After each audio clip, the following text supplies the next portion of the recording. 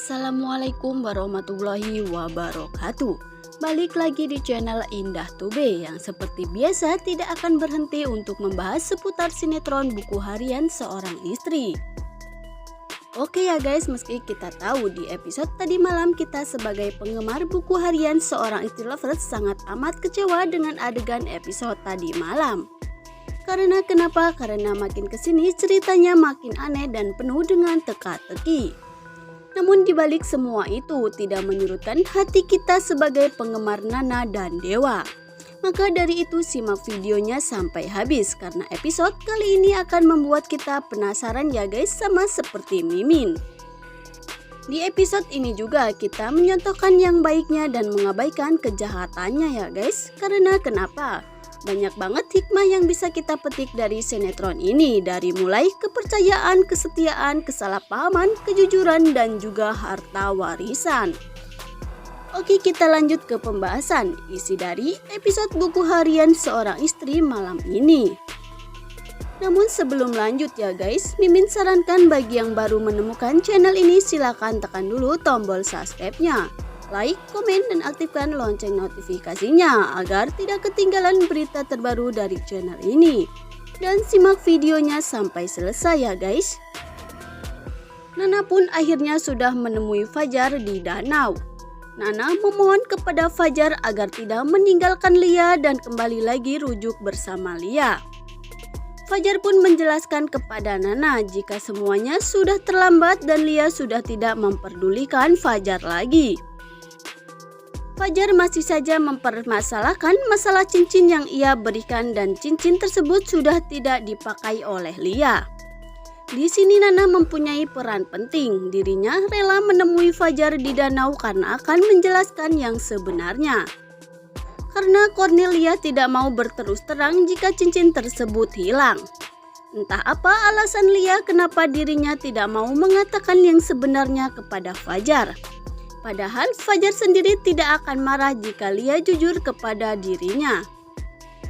Nana pun menjelaskan semuanya kepada Fajar dari A sampai Z. Akhirnya Fajar pun mau mendengarkan perkataan dari Nana dan Nana meminta kepada Fajar agar segera memperbaiki hubungan mereka. Nana yang sudah memberikan cincin kepada Fajar. Fajar pun langsung bergegas untuk menemui Lia dan akan segera meminta maaf kepada Lia. Namun di sini awal mula kita dibikin darting ya guys. Alia ternyata dari tadi sudah membuntuti Nana dan kini Fajar telah pergi membelakangi Nana. Tiba-tiba si Friska ini mengambil kayu dan memukul Nana. Sontak saja Nana pun pingsan. Namun untungnya Fajar melihat Nana dan menggendong Nana untuk membawa Nana ke rumah sakit. Momen itulah yang sengaja Friska manfaatkan. Friska sengaja merekam dan memoto adegan di mana saat Nana digendong oleh Fajar. Seperti yang kita ketahui, Friska sengaja melakukan ini karena semata-mata ingin membuat huru-hara di dalam rumah tangga Nana dan Dewa. Friska pun langsung saja melaporkan semuanya kepada Kevin dan akan segera menyusun rencana mereka. Lalu kita pindah ke adegan lain di mana pada saat itu Dewa dan Lia akan menemui notaris Pak Arman. Dewa dan Lia akan memberikan cek sebesar 2 miliar untuk melunasi hutang milik Lia kepada Pak Arman. Namun di sisi lain Alia mengikuti Dewa dan Lia.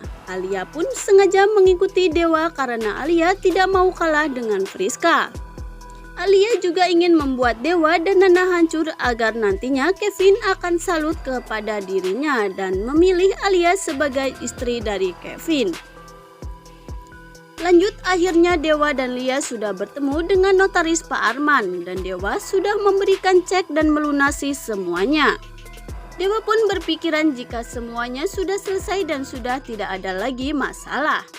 Namun ternyata tidak dengan Alia. Alia yang dari awal sudah mengetahui dan membuntuti Dewa dan Lia.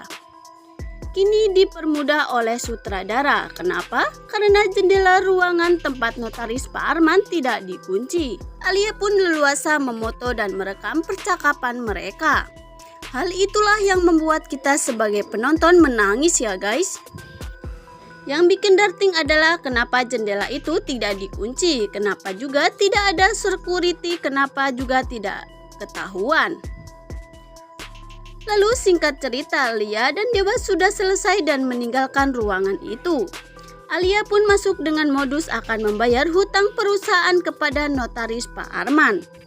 Namun ternyata Alia malah memoto cek milik Dewa dan Alia tahu jika pembayaran itu dikeluarkan dari rekening Dewa pribadi bukan dari perusahaan Buana. Dari sisi lain, Alia akan tersenyum karena sebentar lagi rencana akan berhasil membuat Dewa dan Nana bercerai. Singkat cerita, 3 siluman ular ini sudah berkumpul di sebuah kafe dan memamerkan hasil penemuan mereka kepada Kevin. Sumpah ya guys, di sini Mimin sendiri jijik sendiri melihat adegan mereka, di mana pastinya kita sudah muak melihat kejahatan mereka.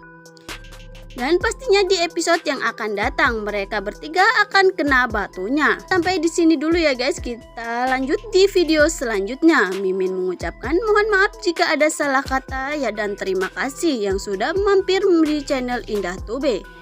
Wassalamualaikum warahmatullahi wabarakatuh.